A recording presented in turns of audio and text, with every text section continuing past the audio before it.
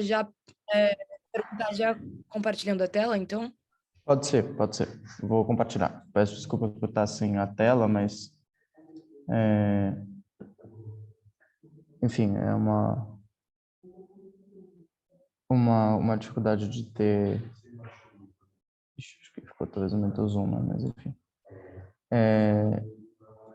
Se eventualmente travar alguma coisa assim, vocês avisam, tá? Tá, ó, qual que era a questão, principalmente? Estava aqui com a base de dados da PNAD, nesse caso aqui a PNAD 2015, aí extraí as informações, ajustei as variáveis na base, enfim, mudei as coisas aqui, beleza. E aí, para começar a trabalhar com os dados, eu fui meio que montando subconjuntos de dados. Então, por exemplo, tipo, para definir o universo amostral dos homens, eu fazia uma coisa tipo, pegava da base 15 lá com todas as informações, filtrava todos os homens aqui, que na PNAD tem esse código, e pedindo para preservar todas as observações mesmo, tem aquelas que tivessem algum tipo de registro, né? De NA, por exemplo. E aí, esse mesmo procedimento, eu repeti ele várias vezes, né? Só que o que acontecia é que eu mudava um fator específico aqui, que é, por exemplo, no caso, o código que indicava cor e raça do público que eu estava buscando. E aí eu fazia, por exemplo, para calcular a proporção dos homens brancos, por exemplo, fiz um raciocínio doido, que é somar o peso amostral lá e dividir pelo peso da base. Só que eu fiz isso, tipo, várias vezes. Então, o código, na verdade, ele é uma repetição com algumas variações dessa mesma estrutura. Então, para calcular a população brasileira, eu fiz a mesma coisa para homens e para mulheres. E aí, enfim, renomeei esses grupos populacionais e tal. Da Amazônia Legal, a mesma coisa. Só que eu já tinha construído uma base que era a Amazônia Legal e tal. E o resto do Brasil também. E ficava meio nessa estrutura. E aí, por exemplo, para a PEA era a mesma coisa, só que aí eu botava dois filtros. Um filtro de sexo, desculpa, três, né? De cor ou raça. E um filtro de se estava economicamente ativo ou não. E aí o que eu fiquei na dúvida é como fazer, ou se tem essa possibilidade de fazer uma coisa desse estilo de automatização, indicando o que ele possa, tipo, um sistema meio de looping, para não ter que escrever esse calhamaço de coisas. Então, tipo, gerar uma tabela só com essas três variáveis, por exemplo, ou com todas no limite, né? Todos os grupos populacionais que estão na PE, e aí já gerar direto essa tabela. Não sei se deu para entender a dúvida, nem se a gente teria condição de ver isso Ó, aqui, eu mas... acho, eu acho que eu entendi, Zé. E aí, bom, se alguém conhecer um pouco mais de R também, pode me corrigir se eu estiver errado. Mas me parece o seguinte: você teria que se você quisesse fazer isso com um loop, você teria que fazer um loop usando a condicional que você está filtrando. Então, por exemplo, nessa primeira dos homens, você está usando sexo sendo exatamente igual a 2, certo? Então, essa vai ser a condicional para você dentro da base. Então, você vai abrir como se fosse uma lista, né? E aí, os outros filtros que você está usando, por exemplo, cor ou raça, você vai colocar como se fosse um i, de indexador, né? E aí, depois, esse i vai ficar rodando, porque o i ele vai estar dentro de um range que você pode colocar na mão, como a gente fez no primeiro, né? E aí, vai passar todos. Se eles entrarem dentro da condicional, aí ele vai rodar e vai te dar todos os resultados iterados, né? Pelo menos é isso que eu acho que dá para fazer, né? Só que aí você teria que fazer um procedimento para cada um. Então, se você tem uma condicional para homens, e aí ele vai iterar as diferentes cores ou raças, e depois você vai ter uma condicional para mulher, que é diferente, um outro if, né? Que aí também vai iterar por cor ou raça, e aí você vai ter os resultados iterados. Pelo menos eu pensei que poderia ser mais ou menos assim. Eu posso dar um pitaco? Pode falar? Lógico, vai lá. Não, é o seguinte, Zé, o R, cara, a coisa mais divertida dele é que tem muitas comunidades na internet, você vai entrando lá, digita os problemas, preferencialmente em inglês, e aí o pessoal vai tendo 1000 respostas para cada pergunta que você faz. Aí, por exemplo, nesse seu problema aí, você está trabalhando com uma estrutura de survey, né, de dados domiciliares com peso amostral. E aí existe o pacote survey, que é o mais utilizado. Nesse pacote survey tem funções que já estão programadas, como, por exemplo, essas funções que já reconhece o peso automaticamente, quando você faz lá o design, você avisa que esse ali é o peso amostral e ele já calcula, ele já tem coisas prontas para fazer isso. Então, você tem lá como pegar esse pacote, fazer essas tabelinhas, tudo com as funções que já estão lá relativamente prontas. Digita no YouTube, tem lá os tutoriais do pacote Survey. Uma outra maneira que você pode fazer também é você mesmo programar uma função. É dizer o seguinte, olha, você cria uma função com os parâmetros, e aí você vai sempre aplicar essa função que você criou, mudando os parâmetros, gênero masculino, cor, isso, aquilo. Só vale a pena quando você vai repetir o troço várias vezes, assim. A coisa do for funciona, mas ele não é muito eficiente, tá? Porque demora demais loop. Então, quando é um troço que você vai fazer várias vezes, também tem umas outras estratégias de ficar mais eficientes, como, por exemplo, usar o apply, né? Que é de objetos assim multidimensionais, enfim. Tem uma porrada de solução, né, para essas coisas no R. Não é isso, Fernanda? O que vocês acham? Sim, Tem com uma certeza coisa- tem. Zé, conseguiu ajudar um pouco aí? Não, acho que sim, com certeza. É que, de fato, aqui, acho que, até só para contextualizar, essa aqui é a PNAD antiga, né? Então, são os modelos de PNAD antes de ser PNAD contínua. Então, o jeito que os microdados estão organizados, eles vêm num formato de, apesar de ser uma survey e ter uma variável de peso amostral, ele vem como se fosse um data frame em cross-section mesmo, tipo, não vem num formato de survey que o R consiga reconhecer, né? Então, uma dificuldade que a gente teve, inclusive, no projeto, tava eu e a Thay mexendo na base, era isso, tipo, como a gente trabalha sem ter o auxílio do pacote, né? Que tem o pacote de análise da PNAD contínua do IBGE, que funciona bem, a gente já tinha até usado em outro projeto, mas, enfim, aí... Não, mas acho que deu para ter uma noção. Depois eu acho que eu vou dar uma aprofundada e ver se consigo ver nessas coisas de fazer função, e ver se tem algum jeito de automatizar isso via função, mas também não sei, porque muda muita coisa, né? A cada processo ele muda muitas variáveis ao mesmo tempo, então talvez isso seja um pouco trabalhoso e as formas de fazer não fujam muito dessa que eu fiz, mas boa, acho que deu para entender sim, gente, ótimo, acho que já dá uma noção legal. Matias e Nicolas, querem falar? Pode falar, Matias.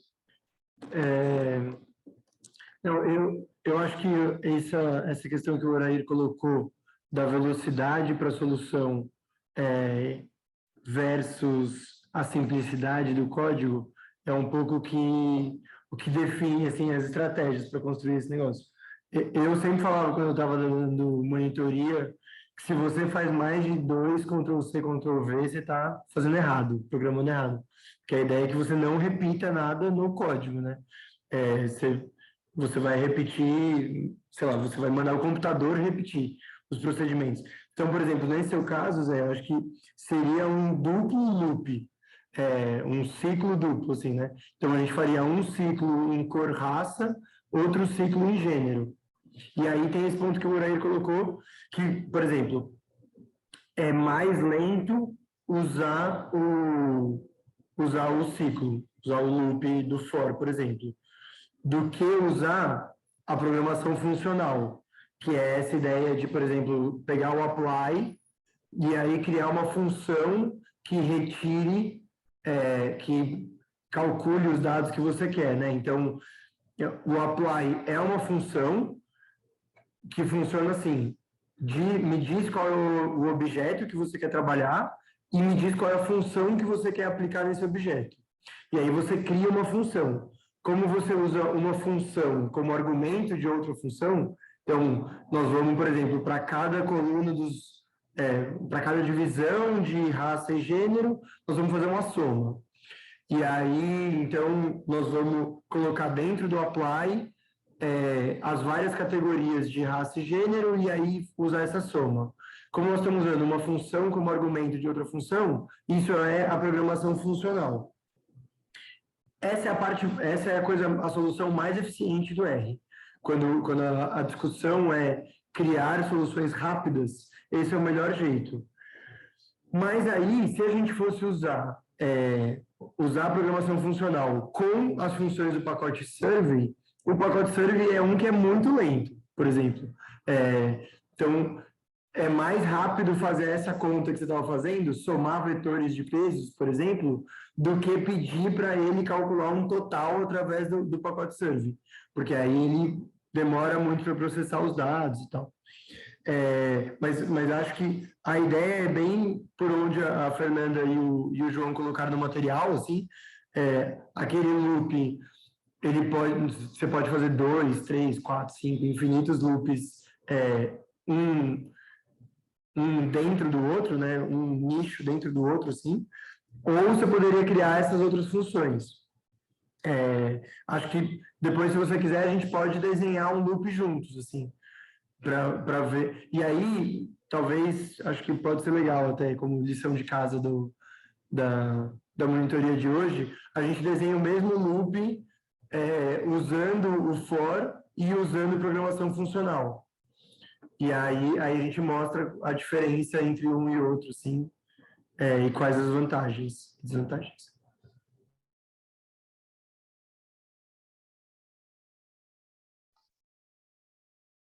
Não, eu só queria falar, enfim, também contribuindo com o código do José, que eu também favorecer que era um for duplo, mas aí o ponto que, enfim, que eu pensei é que também eu achei interessante que você está salvando com o nomezinho cada uma das variáveis, né? E aí já precisa no for, porque você vai fazer um for. Então, você vai aplicar, você vai usar, sei lá, os indexadores, você vai usar dentro de uma função, e isso vai ter um output. E aí tem a questão, como você vai salvar esse output dentro do for, né? E aí que é mais fácil, pelo menos eu acho que, enfim, se for usar o for, com certeza vai ter que pensar em uma solução dessa, que é as informações que você vai estar gerando em cada ciclo, como você vai salvar elas, ou em que objeto você vai salvar elas, né? Então, por exemplo, dentro de uma lista enorme, então, por exemplo, aí você precisa definir, é mais rápido se você conseguir determinar previamente o número de ciclos que você vai fazer, que vai depender, por exemplo, de gênero e cor, enfim, dessa combinação, ou você pode ir aumentando uma lista em que você está salvando seus dados dentro do próprio ciclo, que aí fica bem mais lento o processo, e aí fica mais, eu acho que fica até mais organizado. Em vez de você ter que estar lembrando do nome, qual que é o vetor onde eu guardei informações de, sei lá, mulheres negras, você tem uma lista enorme ou um vetor, enfim, se for vetor melhor, ou lista, enfim, você tem um objeto que está guardando todas essas informações, e aí você consegue aí, por exemplo, definir o nome então, por exemplo, você tem uma lista. E aí, cada uma dessas listas, os elementos das listas vão ter um nome. Então, por exemplo, aí você coloca elemento, sei lá, você pode daí chamar o names dessa lista, aí você vai ter o nome de todos os elementos dentro dessa lista, e você vai, beleza, mulheres negras é o elemento 5 dessa lista que eu criei. E aí você só vai lá, joga e procura, e beleza. E aí fica mais padronizado também, acho que fica mais fácil você ter um objetozão que está guardando tudo, do que vários nomezinhos, vários vetores diferentes, né? Era só isso. Perfeito. Só para falar, Zé, se você quiser mandar para a gente, acho que ia ser interessante para a gente tentar até resolver e colocar no notebook como um exemplo, tipo, avançado, assim. Talvez seja bom. Eu vou fazer assim, eu vou mandar aqui no chat, depois eu mando na lista de e-mails do Mádio. Beleza. Até serve para lembrar que, por exemplo, quando você faz esse procedimento que o Matias falou, né, de nested ifs, né, você coloca condicionais dentro de condicionais, a forma como você chama na função ela é ligeiramente diferente, né, ela passa a ter os colchetes, enfim, é uma coisa que normalmente sempre, tipo, que você coloca e começa a fazer, dá erro, e aí você gasta 4 horas procurando o que era só você colocar o colchetinho. Mas tem lá, vai ser interessante como exercício um pouco mais complexo mesmo.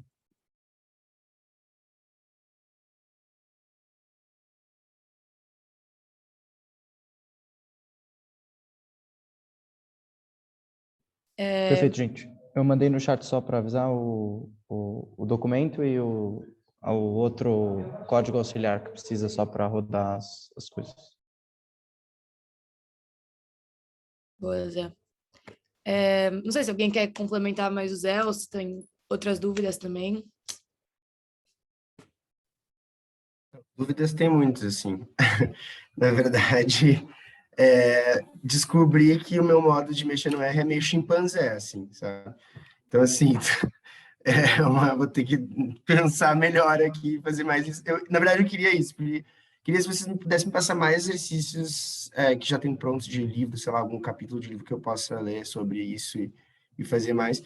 E eu tenho uma dúvida muito específica, na verdade. Na verdade, são duas, tá? Mas é muito, muito pontual mesmo, que é o exercício 5 da lista do Matias ali, aula 1, que eu não entendi o que é um fator, um factor que está sendo feito. Eu não entendi o que está se querendo ali naquele exercício. Não sei se vocês chegaram a reproduzir. Mas, tipo assim, eu fui atrás do factor, fui ler sobre e tal, e não entendi qual seria a utilidade dele nessa situação. E também, aí é outra pergunta bem mais pontual que eu posso perguntar depois, na verdade, mas, enfim.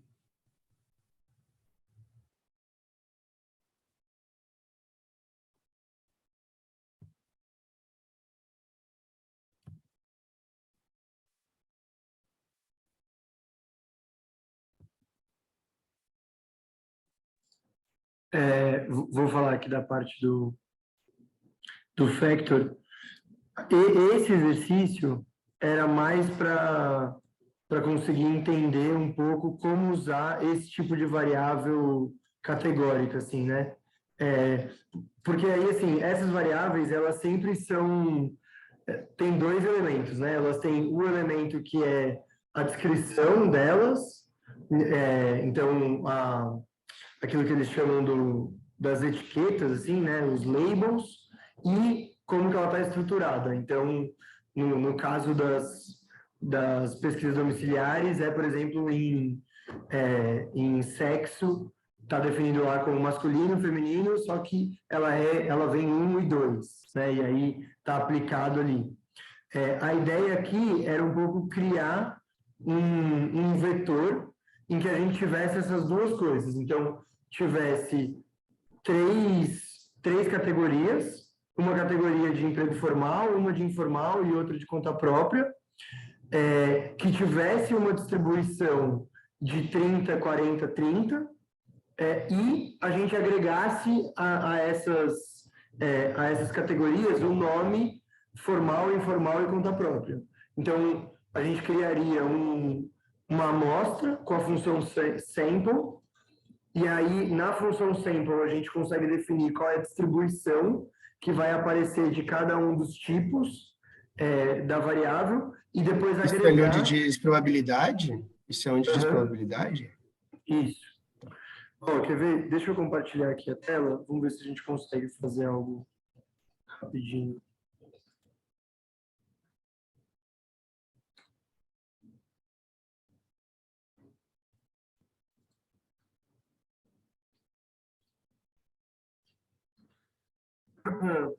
Então,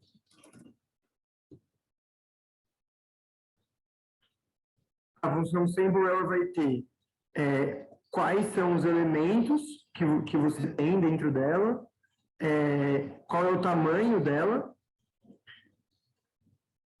e aí aqui qual é a distribuição de probabilidades, né? Então, a gente poderia ter um negócio que fosse 1, 2 e 3, que vai ser para formal, informal e conta própria. Aí, o tamanho pedia para ser 200 no exercício, né? E a probabilidade era 03. 40, 30. Então aqui nós temos o trabalho. Tá, até aí eu até cheguei. Not take a sample larger than the population when replaces false. Tá?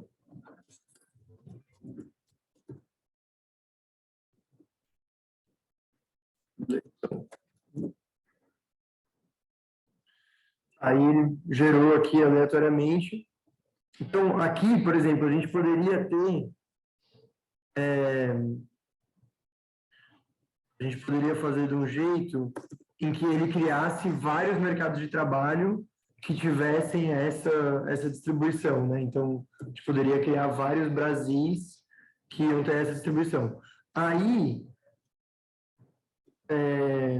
como que funciona? Ele falava para usar a factor, né?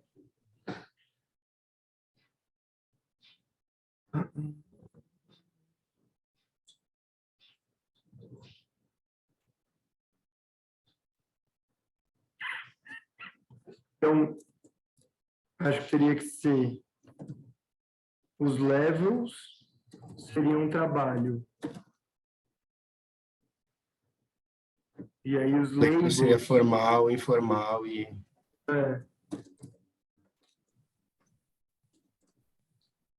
Conta própria. Só que aí...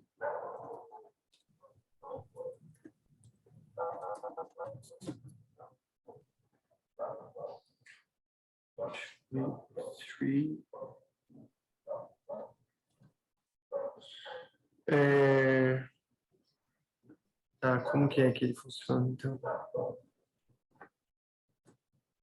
Vou pensar. Tá. Então, na verdade, X é trabalho, X são os dados, os levels of unique values.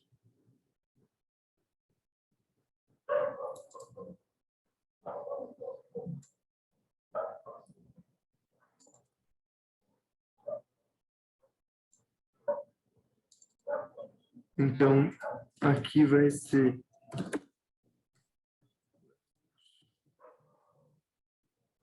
vai de 1 a 3.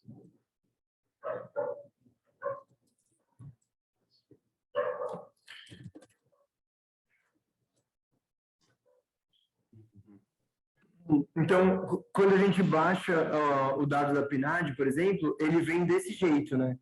Ele vem com um nominho, feminino, masculino, biriri, bororó.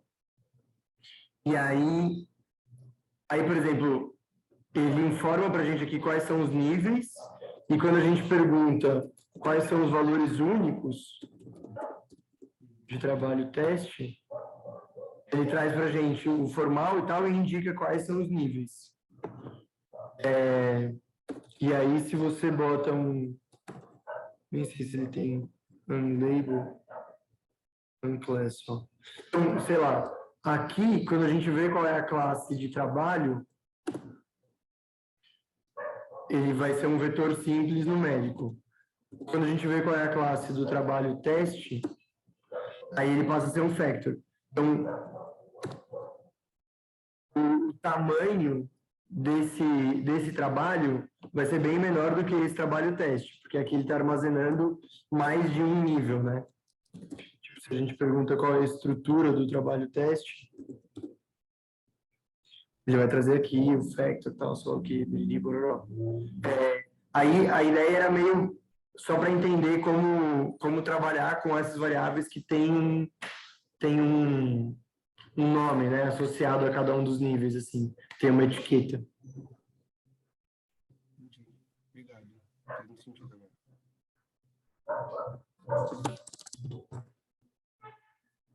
É um pouco isso. Tá perfeito.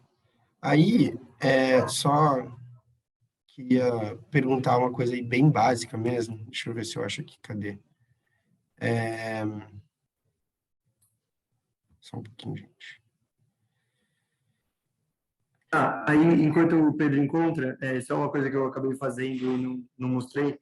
A outra coisa que era a minha pira em monitoria é que uma das boas vezes da programação é você ver o quanto você mexe no mouse. Quanto menos você mexe no mouse, mais ágil e rato de programação você pode se sentir. Então, um dos comandos mais importantes assim para entender função, né, e tal, essa hora, por exemplo, que eu fui usar o factor e não sabia quais eram os argumentos. Você pode colocar o seu cursor do lado do nome da função, e aí você aperta F1, que ele abre o help, que é naquela caixinha ali. Ou F1 ou FM, F1, né, para você usar o function do tecladinho, e aí ele já abre o help. Aí é um jeito mais fácil de você conferir como que a função funciona. Eu achei aqui.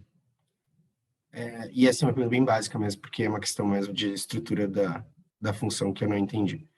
Se vocês olharem,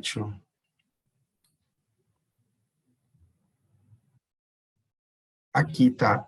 Eu criei um data frame, resultados. Aí eu faço esse for aqui. E aí eu coloco esse data frame aqui e falo que ele vai armazenar o número que está no na minha função aqui, mais 5. Por que eu estou repetindo o meu data frame aqui? Porque aí eu fiz sem repetir e deu só um número, né? Então, assim, eu não entendi qual é a lógica dessa repetição aqui.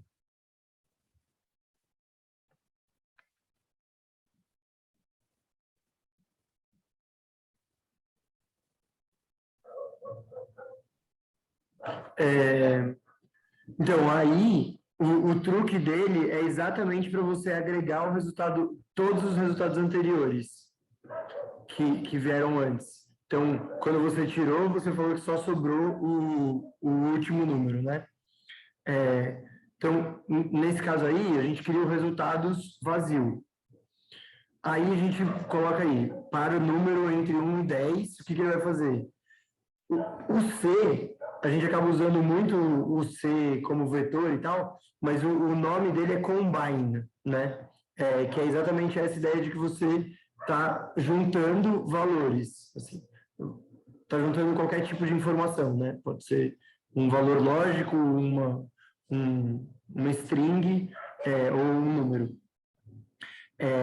Só que o C só aceita um tipo de informação dentro dele, né?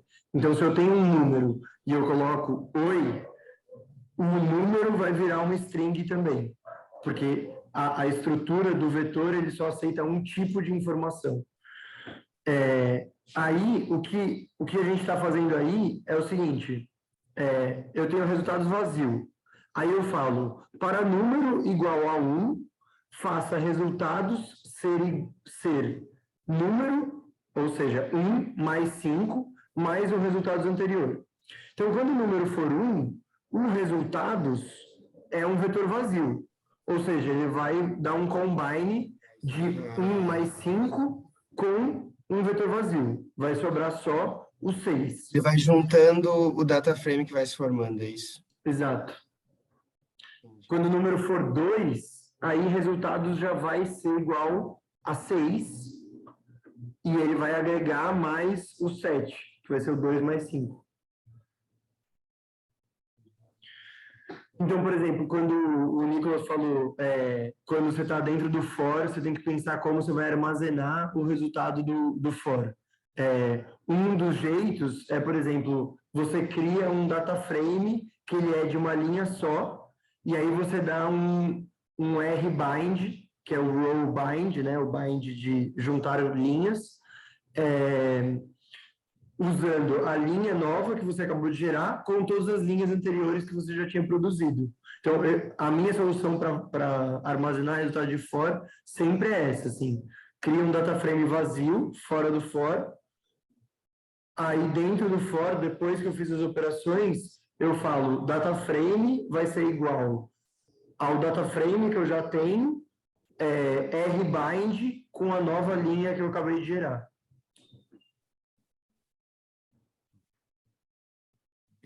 Bem bom. Obrigado.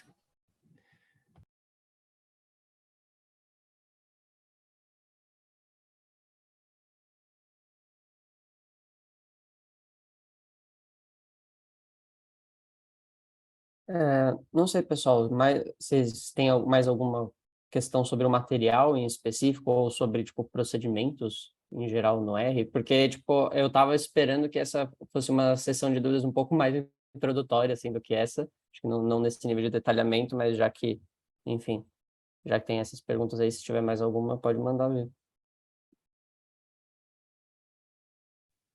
Dá para dizer que o material também era muito introdutório, né? Ele era já uma introdução avançada.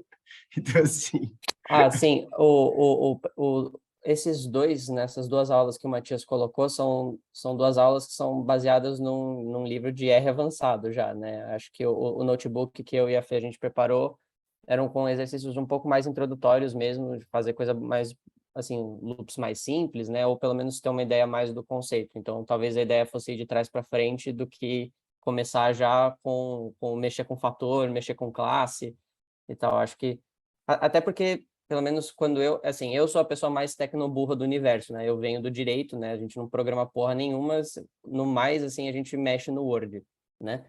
Então, o jeito de aprender é aprender a fazer as coisinhas básicas primeiro, né? E aí, à medida que a gente for necessitando dessas paradinhas mais avançadas, aí a gente começa a entrar um pouco mais dentro da literatura. Então, era mais ou menos isso que eu estava esperando, né? Que a gente fosse fazer aqui. Então, não sei se vocês tiveram tempo de olhar lá o notebook que a gente preparou, ou se vocês fizeram só a parte da aula do Matias, que também acho que já cobria quase tudo, né? Só que com talvez um grau de detalhamento bem maior.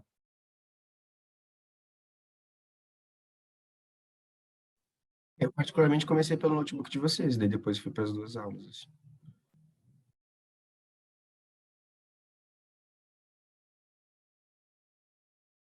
Aquele lá era para só dar uma ideia, assim, eu até pensei em depois incluir alguns exemplos com econometria, né, de econometria básica, então de rodar modelos de regressão linear simples, colocar regressão linear múltipla, tentar diferentes formas funcionais. Eu tenho até alguns exemplos salvos aqui depois no meu próprio RStudio, que dá para colocar lá, se for de interesse.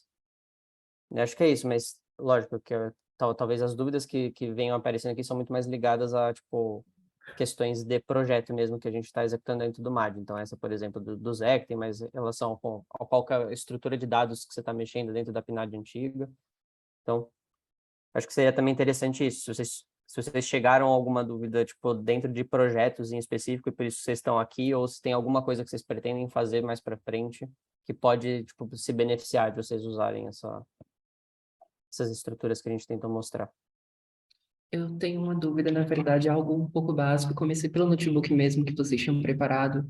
E quando eu estava fazendo os últimos exercícios, que era aqueles de loop, do while, do if, do else, estava dando um problema no meu e eu não estava entendendo por que estava acontecendo, até olhar o gabarito. E eu reparei que eu estava esquecendo de abrir um colchete e de fechar outro no final. A minha dúvida é, toda vez que eu for abrir uma função tipo do while, ou do if, ou do else, eu tenho que colocar sempre um colchete antes e lembrar de fechar ele no final?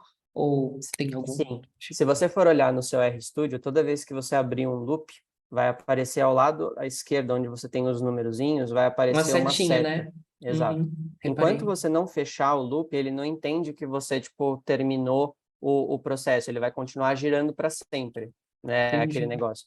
Então, por exemplo, tem em determinado outro momento aqui que eu coloco no gabarito justamente o que aconteceria se você não fechasse o loop. O loop, ele não vai terminar. Né? Você precisa dar a finalização dele é você usar os colchetes, ou você, tipo, criar uma função como a do break, por exemplo, que aí ele trava, entendeu? Sim. Então, são jeitos diferentes de você forçar com que o computador Interromper. pare. Exato. Porque senão, o único jeito de você interromper o loop seria ir na mão mesmo e clicar para parar o console, mas isso não ajuda, né? Na verdade, dá um desesperozinho quando começa a rodar todos os resultados embaixo. Aconteceu comigo, ele começou a rodar sem parar e eu fiquei desesperado, tentando parar e ele não parava. Só uma dica também, não sei se você sabe, que se você tiver com dúvida em alguma função, por exemplo, você pode ir lá no Help, colocar o nome da função e vai aparecer, tipo, como ela funciona, etc. E geralmente tem o modo funcional dela. Então, por exemplo, você vai usar... O Matias mostrou agora, apareceu, né? Você vai usar, por exemplo, esse argumento igual a tal, você vai usar com colchete quando for para alguma coisa específica. Então, lá você consegue ver como que é para você usar a função direitinho. Acho que pode ajudar. Dá para entender? Deu sim. outra coisa que também é interessante é que, assim, em geral, o R ele vai meio que te guiar pela estrada dos tijolinhos amarelos. Então, quando você abrir por exemplo, uma chave ou um colchete, você apertar o Enter, ele vai trocar de nível, e à medida que você for dando depois o Enter e o Backspace, né? Então, como se você estivesse saindo aqui do indente que ele botou, ele já vai posicionar direitinho para você. Se você tentar fazer na mão, porque normalmente a gente não presta atenção nisso, a gente está meio que querendo escrever o código, tem algo em mente e vai botando lá, né? Se você botar demais, ele vai, na hora que você tentar rodar o código, ele vai aparecer, tem uma chave ou um colchete inesperado no meio do código, né? E aí você sabe que você precisa olhar onde você fez e justamente procurar, né, onde que você colocou a mais, ou talvez às vezes o erro é na diagramação, assim, porque ele vai meio que descendo em níveis. Se você coloca o colchete no nível errado, ele entende o código de forma diferente.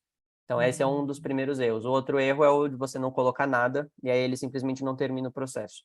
E aí dá isso que o Pedro colocou aqui, de rodar e interromper o computador. Tipo, ainda, é assim, é um pouco triste, né, interromper com isso, porque você só está, tipo, iterando números de 1 a 10, né? Então, assim, tem que prestar atenção no negocinho, porque quando a gente estiver trabalhando com bases de dados maiores, ou quando o index for, tipo, um número bem maior, né, é só você pensar no N da PNAD contínua, por exemplo, aí você precisa tomar especial atenção com esse tipo de coisinha.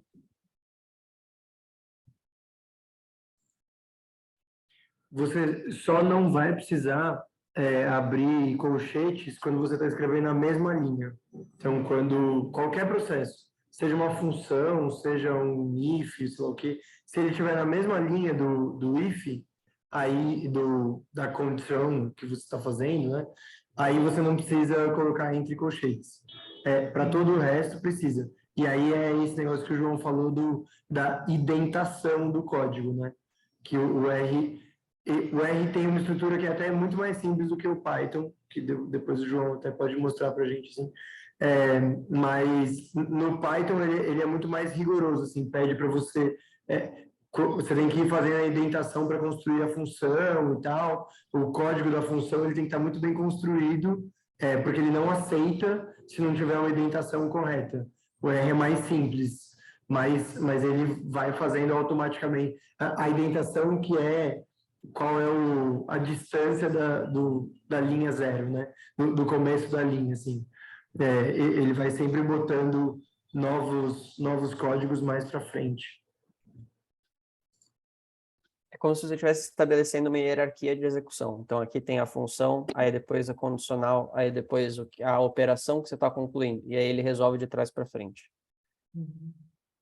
No Python, o Python é uma linguagem um pouquinho mais chata, né, de você fazer isso, porque os detalhes eles vão ficando cada vez maiores, né? O R, assim, ele permite, ou ele faz para você, ou ele permite uma sintaxe um pouco mais tranquila. O Python, ele, em geral, ele pede que você seja explícito com tudo, né?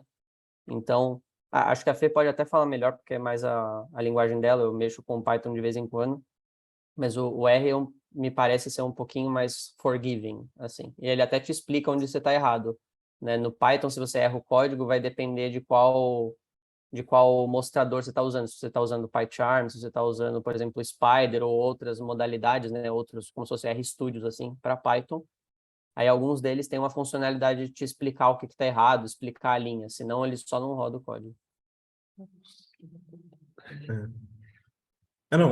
Python é bem... É porque são linguagens com propósitos muito diferentes, né? O R ele surge como um software estatístico, então ele é teoricamente uma linguagem de programação para quem não é programador. Então, a ideia é facilitar o máximo possível. Python já é uma linguagem que surgiu nos anos 90 com um propósito um pouco diferente, ela é uma linguagem de propósito geral, tanto que para você mexer com coisas de dados e tudo, você tem que baixar as coisas, no R já vem pronto. Mas aí essa questão que a gente no colchetes do R, né, que é a definição de escopo, do escopo do código. Então, tipo, a gente fala isso e tudo, essa questão de escopo é importante porque, por exemplo, se você gera uma variável dentro de um loop, teoricamente você não consegue usar aquela variável para fora, se você criou ela dentro do loop, porque ela está dentro do escopo daquele loop. Aí você usa os colchetes, você usa, no caso do Python, o espaçamento para denotar isso. Aí Python, ao invés de usar colchete, você tem que fazer sempre a indentação certinha. Então, por exemplo, você abre um for, você tem Você tem ali que dar uma indentação. Posso mostrar rapidinho para vocês, coisa que eu estava mexendo aqui da POF, inclusive. Deixa eu compartilhar. Você vai dando o tab, né? E aí ele vai Isso. fazendo a indentação pra você. Aqui, por exemplo, eu abri o for, enquanto no R eu poderia só abrir normalmente. E aí, da indentação por escolher mim ou não, aqui eu sou obrigado a dar o for. Aí ele roda. Mas se eu não desse o for, eu não ia conseguir rodar esse trecho de código aqui, por exemplo. Então, é uma diferença chatinha, mas assim, é questão de costume também. Mas acho que o R é bem mais tranquilo como primeira linguagem para quem está acostumado mais com dados e tudo.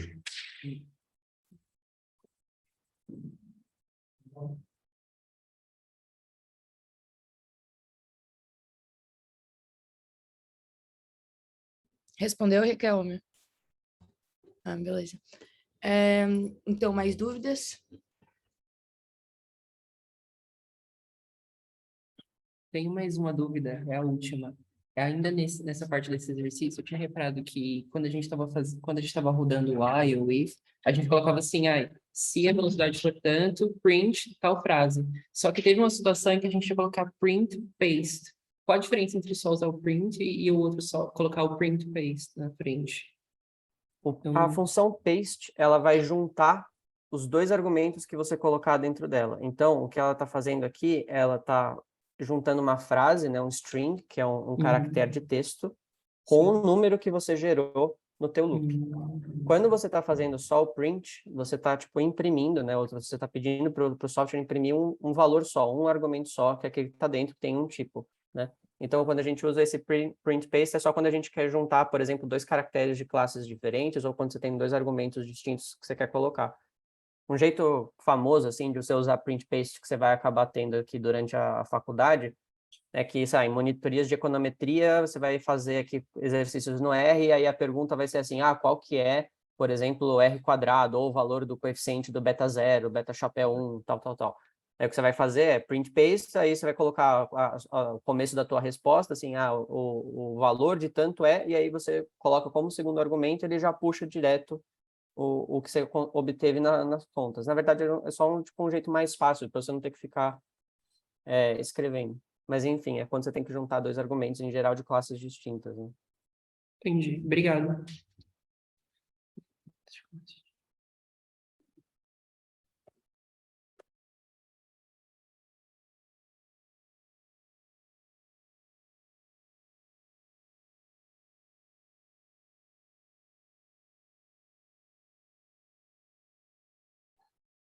Pô, eu tenho perguntas. Mutado, fala, Nicolas. Não, a primeira pergunta, aí não é nem tanto sobre a linguagem, é mais sobre... Enfim, que vocês citaram o Markdown no final, né? Vai ser bem rapidinho, né? Mas, enfim, eu não sei usar o Markdown, queria saber usar o Markdown. Desculpa. Não, pode falar.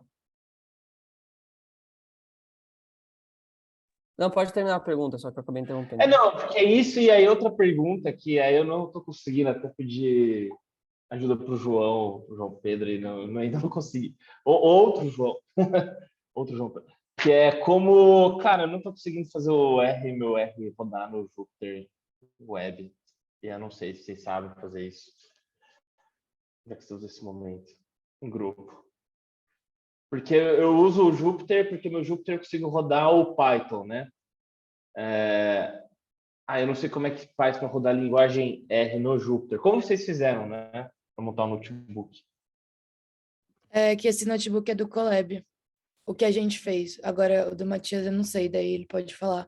Mas daí a gente... O João que me mostrou, na verdade. O João Pedro, que você queria perguntar, que tem o R Colab, porque geralmente Colab é para o Python, e daí tem um link específico que você entra e daí você consegue usar para o R. E daí a gente usou o Colab, que eu acho um pouco mais fácil, mas não sei se o Matias ou o João souberem, eu acho que eles sabem como que usa o Jupyter também. O do Jupyter, ele em geral é um notebook que tem a mesma função, basicamente, do Markdown, só que ele é otimizado para o Python. Assim, que eu saiba, eu só consegui mexer no Jupyter usando a linguagem do R dentro do Colab. Eu nunca tentei fazer isso direto no próprio programa. Com relação ao Markdown, para você usar, acabou ficando tipo meio curto porque eu não ia conseguir, assim, a forma como esse notebook aqui que a gente fez funciona. Se você tentasse tipo destacar, né, as funções principais do R Markdown, elas davam erro, né? Elas não apareciam destacadinhas, bonitinhas, né? Mas o que você precisa fazer é baixar o pacote, né? Install packages, aí tem o R Markdown, aí você vai... E aí, depois que você baixar, quando você abrir o seu RStudio, na hora de você abrir um novo arquivo, você tem a opção de abrir como novo script, e você tem como abrir como R Notebook e como R Markdown. Aí você vai selecionar essa última. E aí ele vai aparecer para você o código, né? Eu vou tentar mostrar aqui. Deixa eu ver.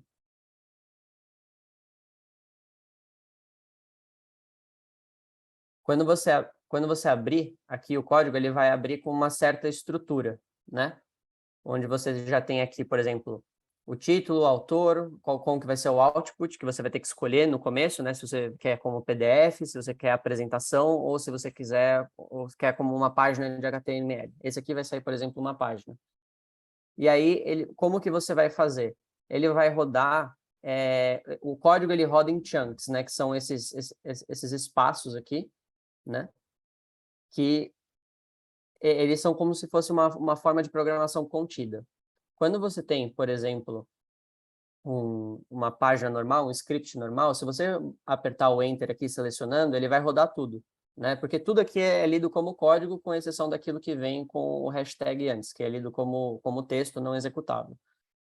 Quando você está abrindo no Markdown, você só consegue executar aquilo que está dentro desse chunk. Você pode abrir um chunk colocando o 3 desse símbolo, né, que eu imagino que seja uma crase, você abre uma chave R, e aí você vai colocar aqui, né, você pode dar um nome, né, dela, você pode também usar, por exemplo, uma função que fala isso aqui, que é quando essa parte do código não é para aparecer. Porque o que vai acontecer? Quando você abrir um novo chunk e você executar um código, a princípio ele vai mostrar no documento do Markdown a função que você colocou e depois ela vai aparecer o resultado para você embaixo. Se você não quiser que apareça, ou você quer que apareça só o gráfico, não os números ou qualquer coisa assim, você vai ter que usar essa função aqui do echo, que é basicamente vai aparecer aqui, depois vai ser replicado embaixo. Se você não precisa, você coloca como falso, senão você simplesmente não coloca nada, que aí ele entende que esse parâmetro, na verdade, é verdadeiro, e aí tudo embaixo vai mostrar. Se eu, por exemplo, tentar rodar aqui, esse aqui, depois que eu coloquei tudo, né? Então, eu abro usando essas 3 aspas, abro a chave, o R, especifico o que eu quero fazer, coloco o código embaixo, como eu colocaria no script normal. Então, aqui eu abri as libraries que eu queria, eu defini o objeto que é o meu data frame, coloquei para ele ler o arquivo de Excel dentro do diretório que eu coloquei. Depois que eu terminei de executar a parte do código que eu queria dentro desse chunk, eu vou fechar com as três crases, e aqui ele lê de baixo como se fosse um texto normal. Aqui eu posso escrever como se tudo tivesse dentro daquelas hashtags. Se eu colocar um determinado número aqui na frente, significa que eu estou dando mais ou menos ênfase dentro do texto. Eu estou colocando, por exemplo, em negrito, eu estou colocando como se fosse o título 1, subtítulo, etc, etc. Dá para você ser bastante específico com isso. Por exemplo, nos Markdowns que o Matias disponibilizou, né, inclusive de outras aulas do curso, você vai ver que dá para você integrar com linguagem LaTeX, dá para você mostrar as equações bonitinhas, né? Aqui é um pouco mais simples, né? Esse aqui foi, por exemplo, para um trabalho de econometria que eu fiz com a Fê. Tudo que está aqui normal aparece como texto normal. Tudo que está dentro do chunk vai aparecer como código. Tudo que está colocado aqui dentro com essas hashtags vai aparecer com algum grau de destaque, assim, vai ser o título ou subtítulo. Se eu, por exemplo, rodar aqui um outro que eu tenho, que é ainda mais simples, eu vou clicar o init, né? Ele vai rodar aqui o código e ele vai abrir uma aba nova, que eu não sei se vocês estão vendo agora. Se não tiverem, eu vou... Não estamos vendo. Então, eu vou colocar aqui. Vocês estão conseguindo ver agora, né? Volta esse artigo. Ele volta com o título que você já definiu no código, o autor, a data, e aí, o que está dentro do chunk vai vir assim, separado, como se fosse o código executável. Se você não colocou nada a respeito do echo, ele vai trazer para você todos os resultados aqui embaixo, de você rodar o código. O que você destacou, ele vai, com as hashtags, ele vai abrir aqui em outro header, assim, com outro nível de destaque. O que você escreveu, que não está nem dentro do chunk, nem colocou como destaque, entra como texto, normal. E aí é mais ou menos isso. A ideia aqui é justamente só que fique tipo um arquivo um pouco mais apresentável, né? Esse aqui não está exatamente apresentável, mas ele é, por exemplo, um pouco melhor do que eu só mandar o script de volta, né? Ou tentar mostrar isso, né? É um pouco mais fácil de ler, né? Dá para você também fazer uma coisinha que é só, que aí é talvez um pouco mais interessante para a gente, que é justamente adicionar esses elementos visuais, né? Então, esse trabalho aqui, ele já tem, por exemplo, alguns gráficos, né? Que ao invés de aparecer o código embaixo, ele já vai computar para mim o gráfico e mostrar bonitinho. Só vou esperar aqui abrir para...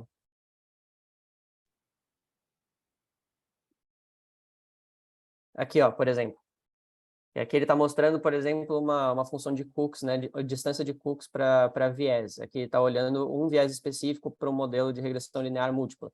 Mas você pode mostrar também para regressão linear simples. Você pode fazer com que, né, usando alguns pacotes, por exemplo, o Stargazer, se você estiver fazendo uma regressão mais normalzinha, mais simples, eles também já aparece a tabela meio que diagramada específica para quando você quer mostrar, né, para ficar mais bonitinha de ler do que o summary normal do R faz, né? Então é isso, você vai baixar o pacote, você vai abrir o novo arquivo, eu vou até fazer um aqui, como se fosse um novo. Você vai abrir aqui um novo, você vai escolher o Markdown, você vai escolher qual que é a forma de output dele, então se é HTML, se é um PDF ou se é o Word, você vai dar o título aqui, colocar o autor, a data, e aí ele vai abrir dentro do como se fosse um template, né? Esse template você pode usar, né? Aí você vai trocando aqui o que você quer fazer, e aí se você for criar novos, aí é só você lembrar. Então, uns 3 aspas aqui, abrir, e depois, se eu quiser colocar aqui, ó, qualquer coisa. Eu escrevi meu código aqui.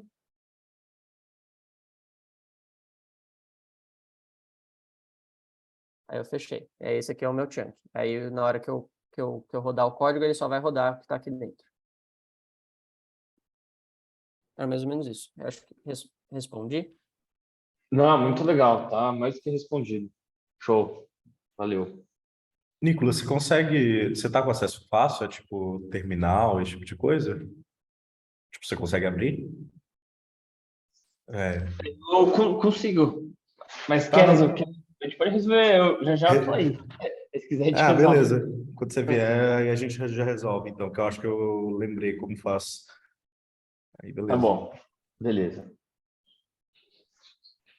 Só o atalho para criar chunks no Markdown é Ctrl Alt I. Aí você já cria um chunkzinho inteiro.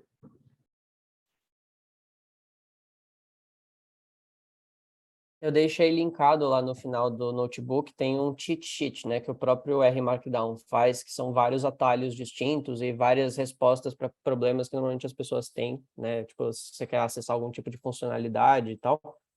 E aí é só você procurar lá que com certeza tem. Assim, tipo, eu mesmo só aprendi a mexer olhando aquilo lá, então acho que dá para fazer. Tranquilo.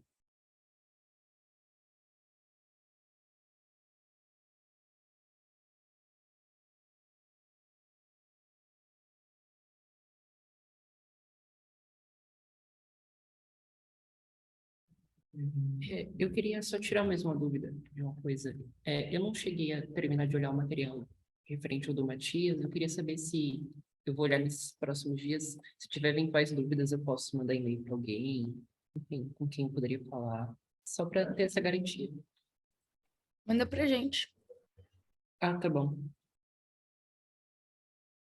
Acho que a Fê até deu essa sugestão depois, que a gente pode tentar deixar os exercícios, os gabaritos também dos exercícios do Matias resolvidos um pouco mais para baixo no notebook. A gente vai fazendo o update e depois vai colocando lá no Git do Mário. Então, eu ia perguntar só pro Matias se tudo bem, porque as são dele, no caso. Não, tudo ótimo. Olha, Acho que sensacional. é melhor ainda.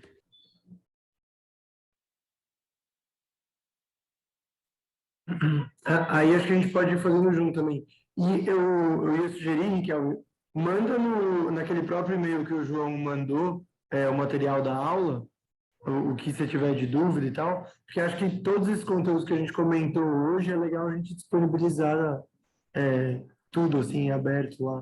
A gente vai aumentando o nosso Git e aí fica com todas as coisas.